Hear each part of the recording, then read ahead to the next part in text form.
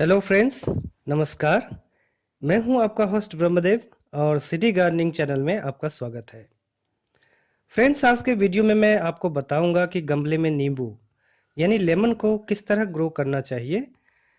मैं आपको बताऊंगा कि इस प्लांट के लिए पॉट का साइज कैसा हो, कौन सी वैरायटी सेलेक्ट करें, पॉटिंग मिक्स किस तरह तैयार करें, ग्रोइंग कंडीशन क्या होना चाहिए, कौन से फर्टिलाइजर का इस्तेमाल कब और कैसे करना चाहिए, इसमें लगने वाले रोग और उसके उपचार क्या हैं, इत्यादि। वैसे तो लेमन की कई वैरायटीज होती है, लेकिन जो सबसे प्रचलित वैरायटी है वह है कागजी नींबू। इसे की लेमन, वेस्ट इंडियन लेमन या मैक्सिकन लेमन के नाम से भी जाना जाता है।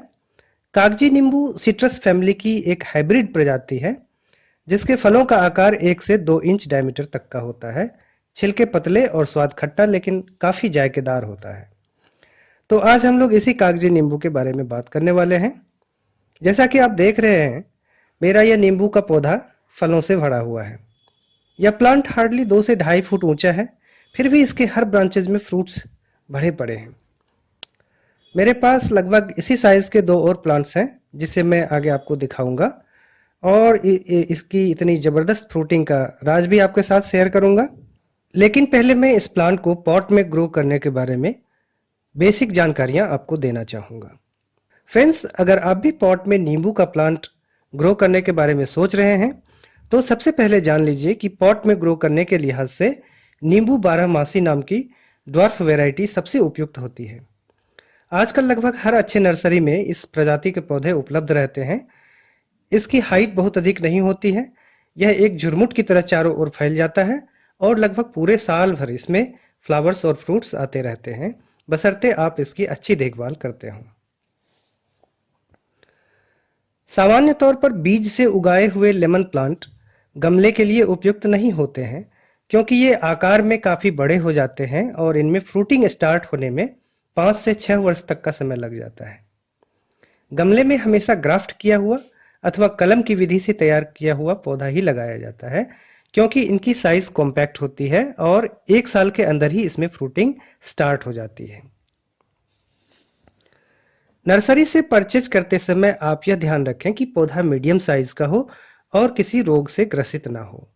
ट्रॉपिकल क्लाइमेट में इसे किसी भी सीजन में लगाया जा सकता है, लेकिन अत्यधिक ठंड वाले महीनों में इसे लगाने से बचना चाहिए। फिर भी इसे लगाने के लिए सबसे उपयुक्त समय के बारे में अगर आप मुझसे पूछेंगे, तो मैं कहूँगा कि लेमन प्लांट को आप या तो फरवरी, मार्च या फिर जुलाई और अगस्त में लगाएं। शुरुआत में आप इसे 12 इंच वाले गमले में लगा सकते हैं, लेकिन जब प्लांट स्टैब्लिश होकर ग्रो करना शुरू कर दे, तब इसे बड़े साइज के गमले में रिपोर्ट कर देना चाहिए।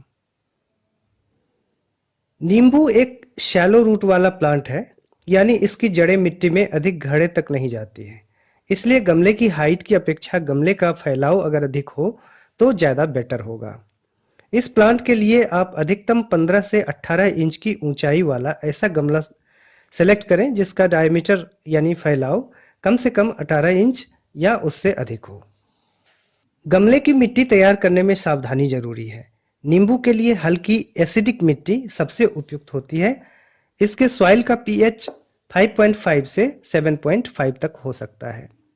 क्षारीय अथवा साल्टी मिट्टी नींबू के पौधे के लिए बिल्कुल भी उपयुक्त नहीं है। इसके लिए दोमट मिट्टी अच्छी होती है, लेकिन मिट्टी का ड्रेनेज काफी अच्छा होना चाहिए। नींबू के पौधे को रेगुलर और डीप वाटरिंग की जरूरत होती है, लेकिन इसकी मिट्टी में पानी का जमाव बिल्कुल भी नहीं होना चाहिए। मैंने अपने नींबू के पौधे के लिए जो पॉटिंग मिक्स यूज किया है, उसका रेसिपी मैं आपको बता सकता हूँ।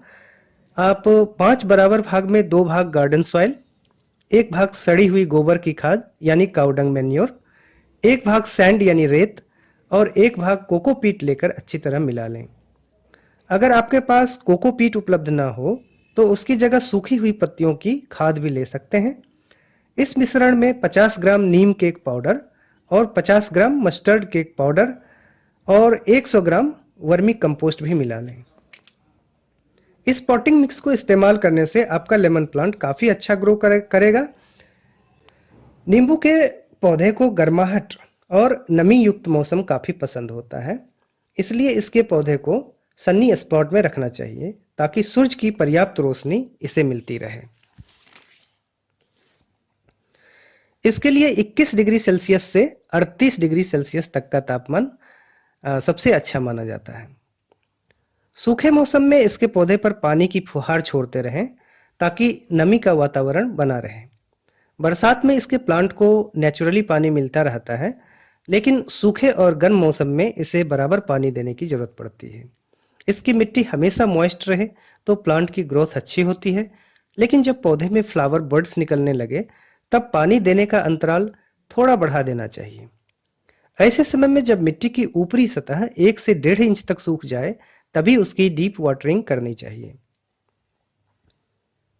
विंटर सीजन में जब ठंड अत्यधिक बढ़ जाती है तब नींबू के प्लांट की वाटरिंग काफी कम कर देनी चाहिए।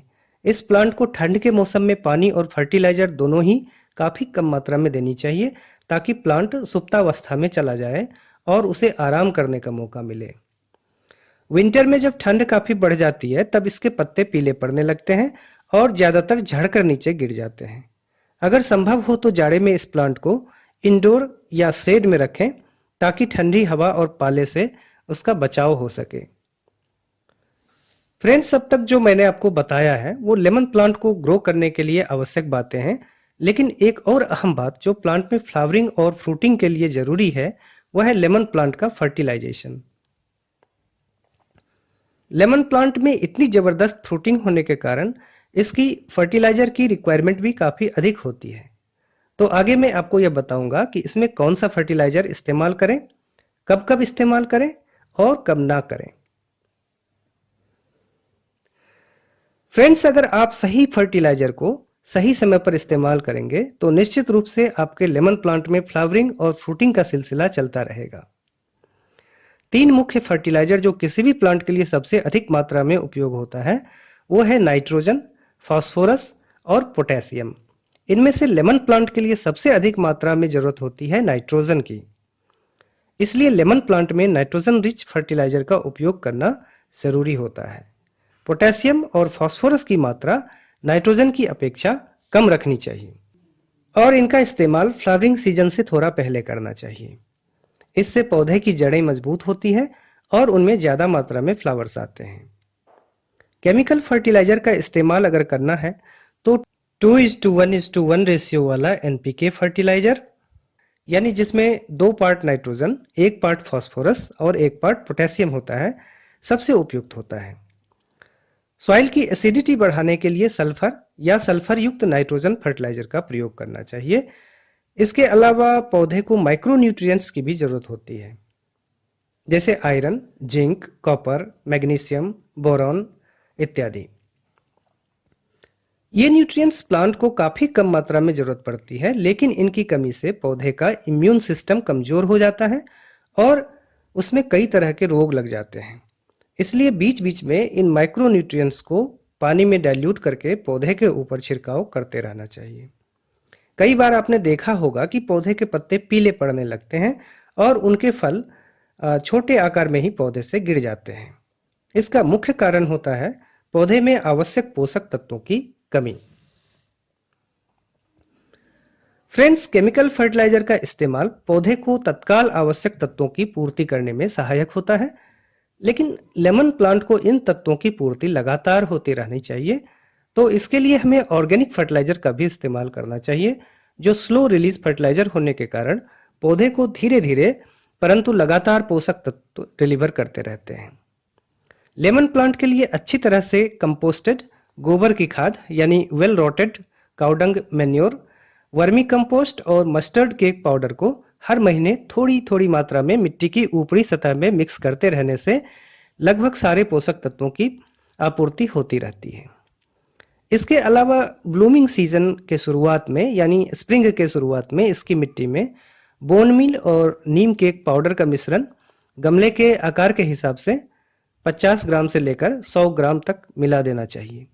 इससे प्लांट में काफी मात्रा में फ्लावर्स आते हैं। फ्रेंड्स, अब मैं आपको बताऊंगा कि हमें फर्टिलाइजर का इस्तेमाल कब करना चाहिए और कब नहीं करना चाहिए। तो नॉर्थ इंडियन क्लाइमेट के हिसाब से अप्रैल से लेकर सितंबर तक हर महीने फर्टिलाइजर का फुल डोज लेमन प्लांट को देना चाहिए।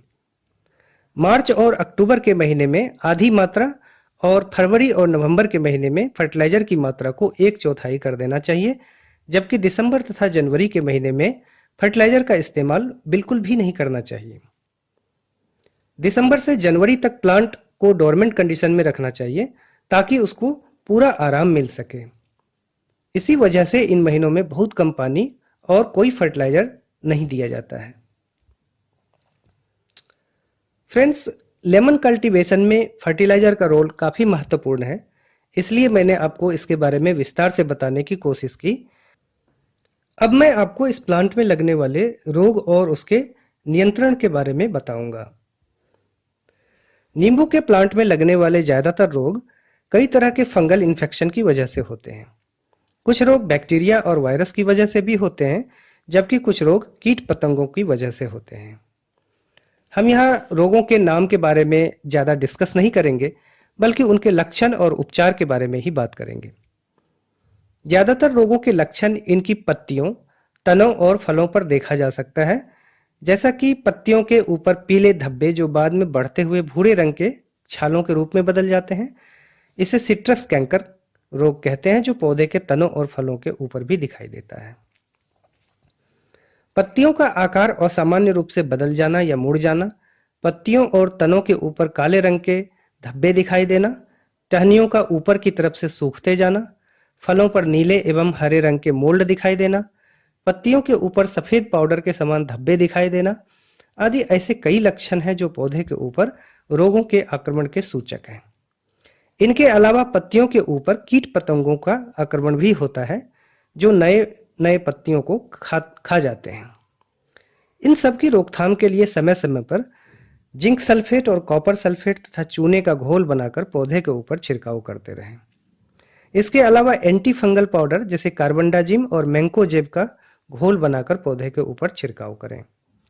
सूखे हुए टहनियों को पौधे से काटकर अलग करते रहें।